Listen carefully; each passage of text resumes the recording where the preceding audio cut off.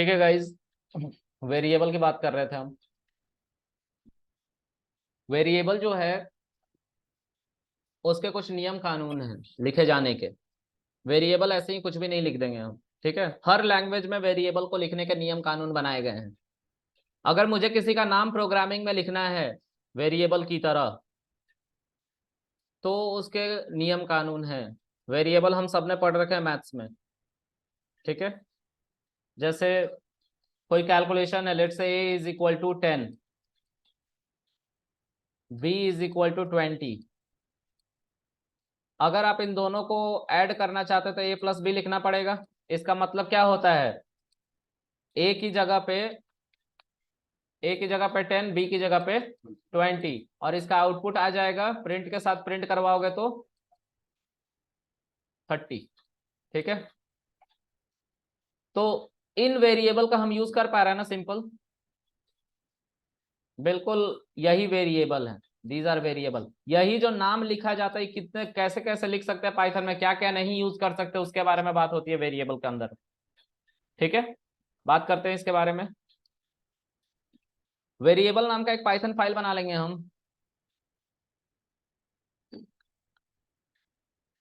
तो यहाँ पे क्लिक करेंगे, एक नया टैब खुलेगा, उसके अंदर हम एक जुपिटर लैब की फाइल बनाएंगे जिसका नाम हम वेरिएबल ही रख देंगे। अनटाइटल्ड करके आ रहा है, कंट्रोल एस प्रेस करो और यहाँ पे लिखो वेरिएबल। वेरिएबल नाम की हमारी पाइथन की जुपिटर लैब की फाइल बन गई है। ठीक है, अब मैं वेरिएबल से रिलेटेड कुछ नियम कानून लिखना चाहता हूं, तो उसको मैं यहाँ पे लिखूंगा। पहला नियम ये है,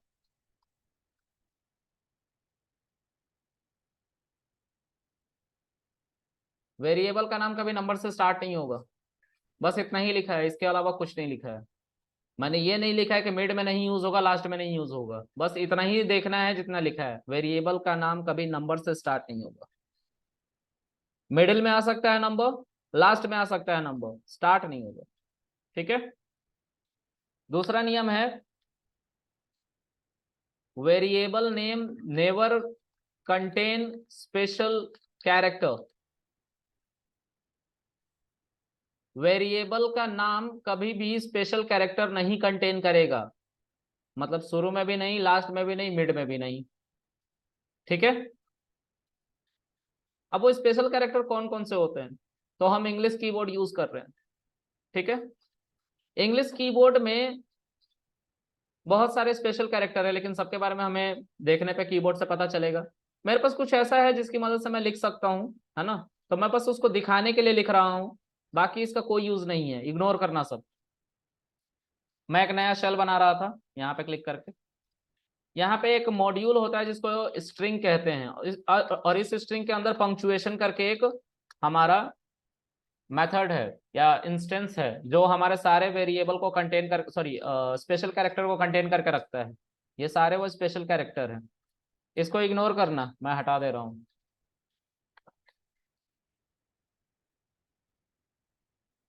ठीक है, इन सबको हम कहते हैं स्पेशल कैरेक्टर। ठीक है, एक बात और, क्या ये कंटेन करता है स्पेशल कैरेक्टर में, उसको भी देखते हैं। तो एक्सेप्ट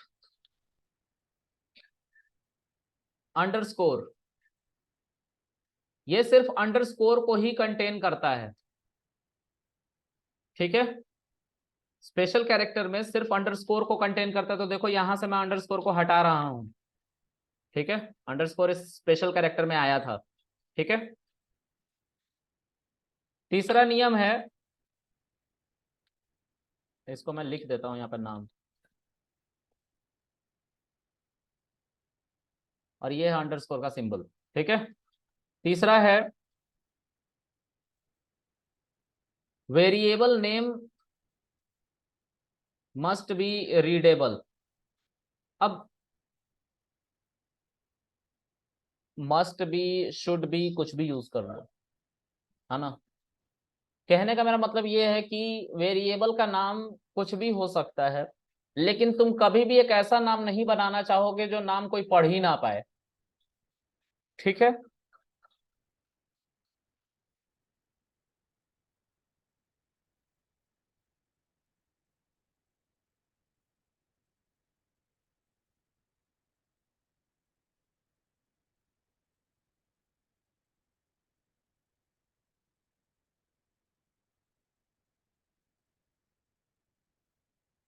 ये क्या लिखा हुआ है? Jennifer Matthews. ठीक है, चाइना का कोई बंदा होगा तो वो इस नाम से अवेयर नहीं होगा। हम इसलिए अवेयर है क्योंकि हमने ये नाम सुन रखा है। ठीक है,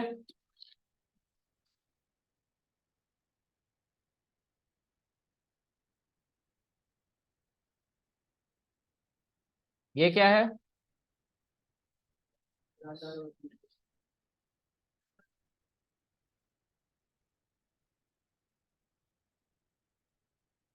अब क्या है? इजी हो गया पढ़ना एक अंडरस्कोर लगा देने से। इसलिए अंडरस्कोर को अलाउ किया गया था, रीडेबिलिटी पर्पस को मेंटेन रखने के लिए। और हम अपने वेरिएबल को इसीलिए रीडेबल बनाते हैं। ठीक है, अंडरस्कोर का यूज समझ में आया? ओके। इसी काम को करने के और भी तरीके हैं।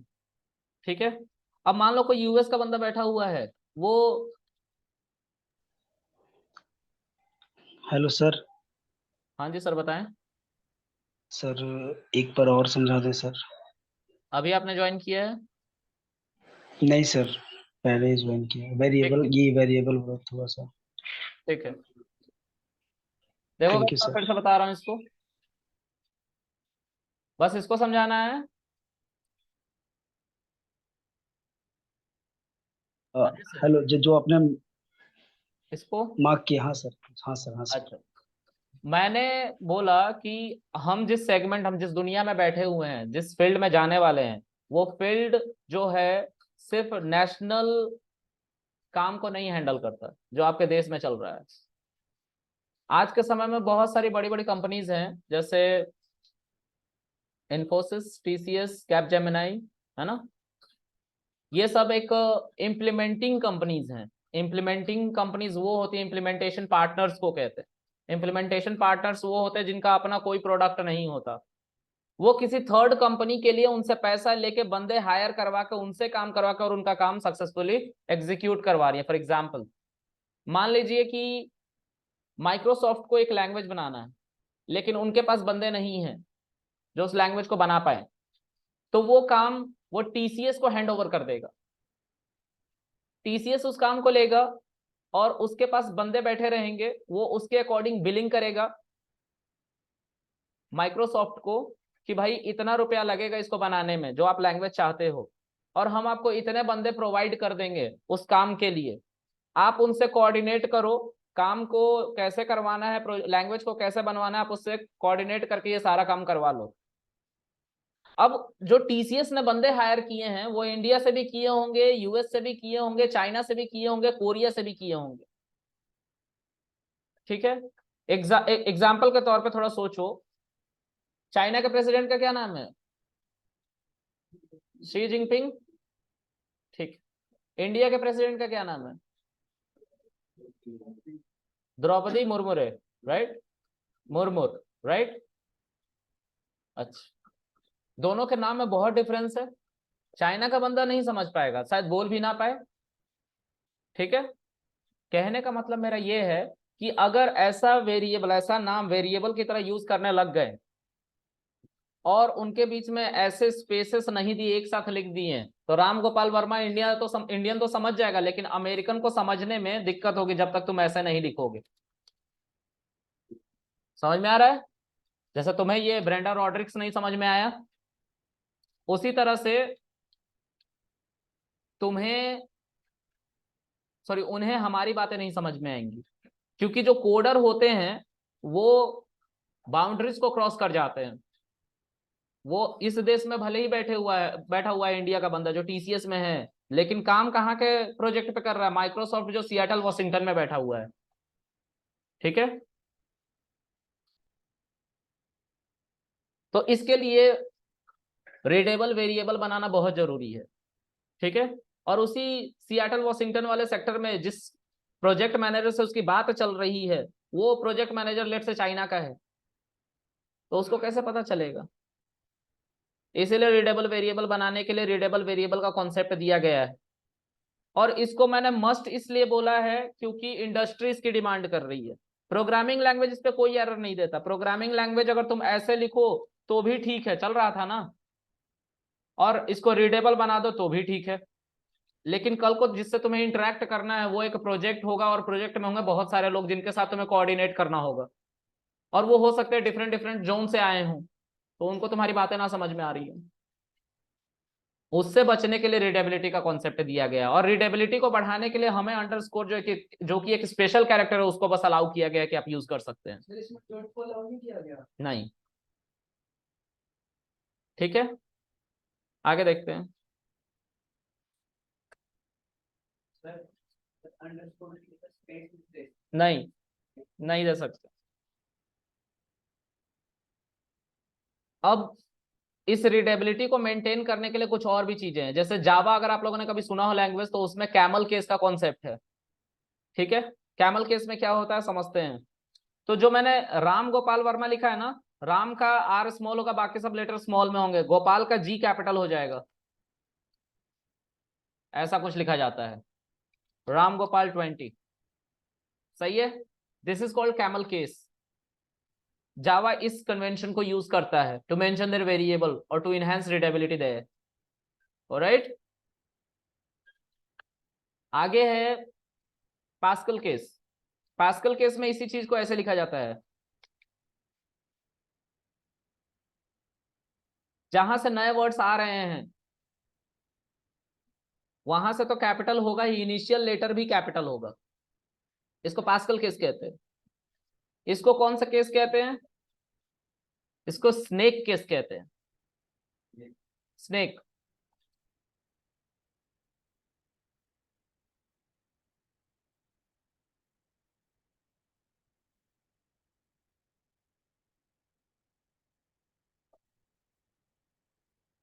सी गाइस, नाम रटने जरूरी नहीं है, ठीक है, नाम रटने बिल्कुल जरूरी नहीं है। अगर आपको रखना है याद रखो, कोई बात नहीं, अगर नहीं रखते हो याद।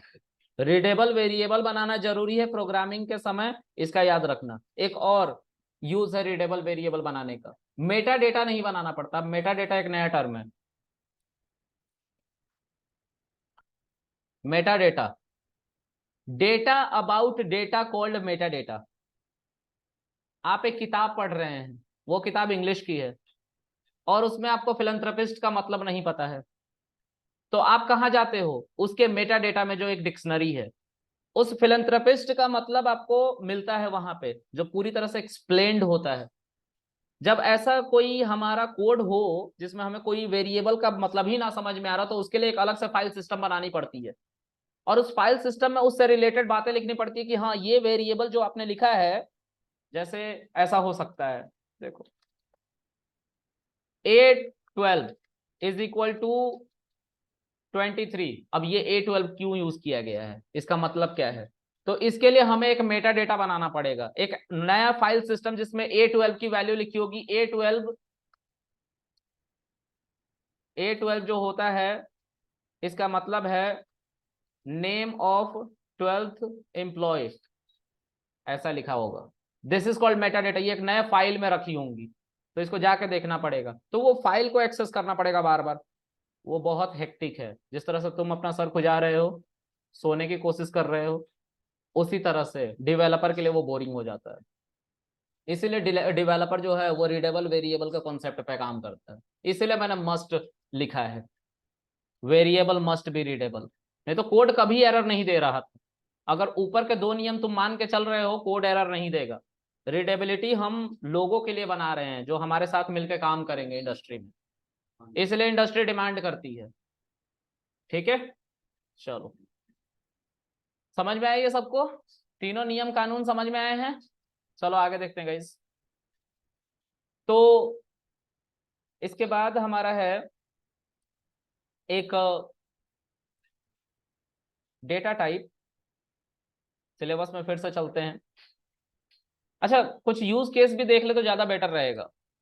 अभी जो जो हमने नियम कानून लिखे हैं उसको वॉयलेट करते हैं, मतलब कि हम नहीं मानेंगे, तो क्या होगा? एरर आना चाहिए ऑफ कोर्स। चलो देख लेते हैं एरर आ रहा है कि नहीं।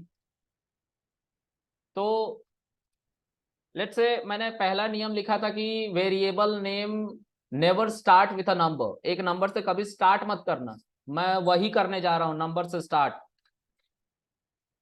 ए कृष्णा एक वेरिएबल है जिसकी वैल्यू मान लेते हैं 10 है, ठीक है। शिफ्ट एंटर करके चलाऊंगा तो बोलेगा देखो इनवैलिड डेसिमल लिटरल है, ये एक एरर। कहने का मतलब ये है कि तुम नंबर से स्टार्ट करे हो इसीलिए एरर है। ठीक है, अगर मैं इसी चीज को ठीक से थोड़ा लिखूं, मतलब नंबर को मैं शुरू में ना लिखने के बजाय लास्ट में लिख दूं, दिस इज एक्सेप्टेबल, कोई एरर नहीं मिलने वाला है, हमें चल रहा है ना। और कल को मैं इस वेरिएबल को यूज करूंगा अपने कोड में, जैसे कृष्णा 1, तो उसकी वैल्यू 10 मिलेंगी मुझे। ठीक है, क्लियर है।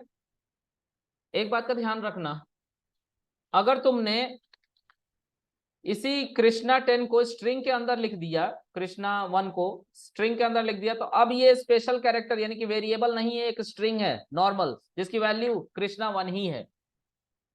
स्ट्रिंग के अंदर मत लिखना, ना ही डबल कोट के अंदर, ना ही सिंगल कोट के अंदर, ना ही ट्रिपल कोट के अंदर, ना ही ट्रिपल सिंगल कोट के अंदर। चारों में से किसी के पास मत लिखना इस तरह, उसके अंदर में इसको।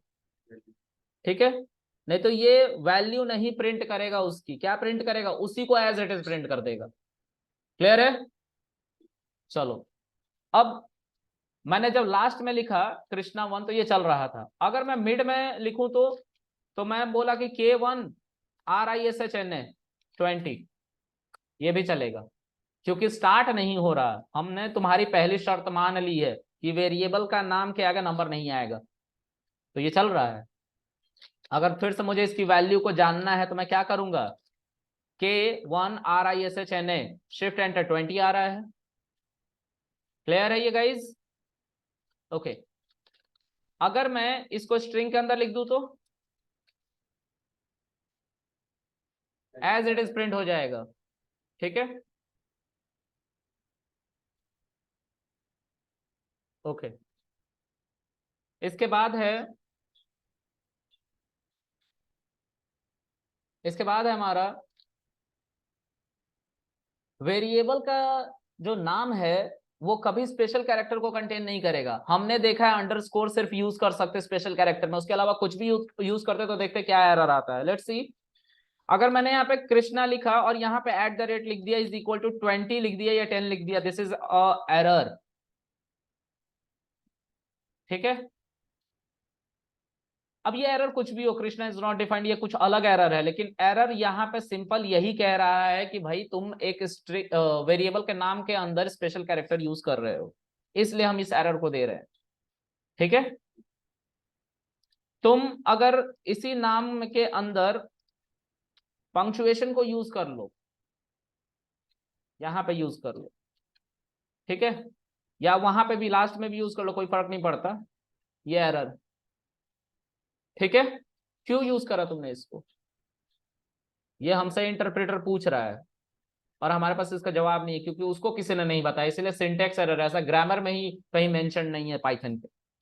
सिंटेक्स का मतलब होता है ग्रामर, कंप्यूटर वर्ल्ड वाले सिंटेक्स कहते हैं। ठीक है, चलो अच्छा, आगे देखते हैं।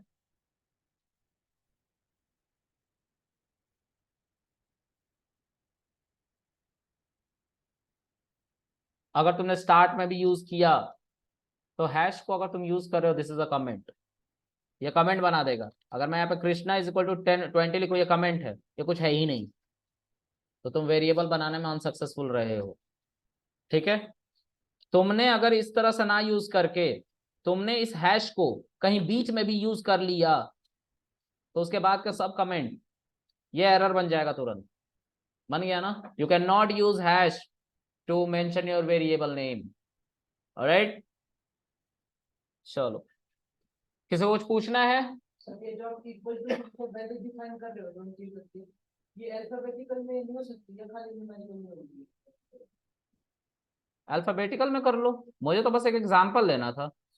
चलो देख लेते हैं। Krishna is equal to Krishna, एक स्ट्रिंग, क्या दिक्कत है इसमें। हम तो सिर्फ तुम्हें ये समझा रहे थे कि वेरिएबल कैसे बनाते हैं, उसके लिए नंबर आसान था, लिखना भी आसान था, छोटा छोटा था इसलिए लिख दे रहा था। बाकी वेरिएबल तो एक कंटेनर है।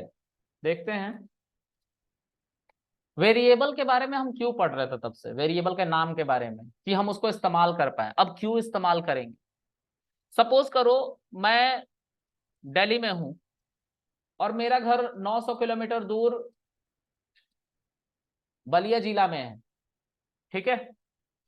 मैं यहां से जा रहा हूं तो जाहिर सी बात है मैं कुछ लगेज लेके जाऊंगा, और उसमें मेरा लैपटॉप हो सकता है, चार्जर हो सकता है, मेरे कपड़े हो सकते हैं, राइट।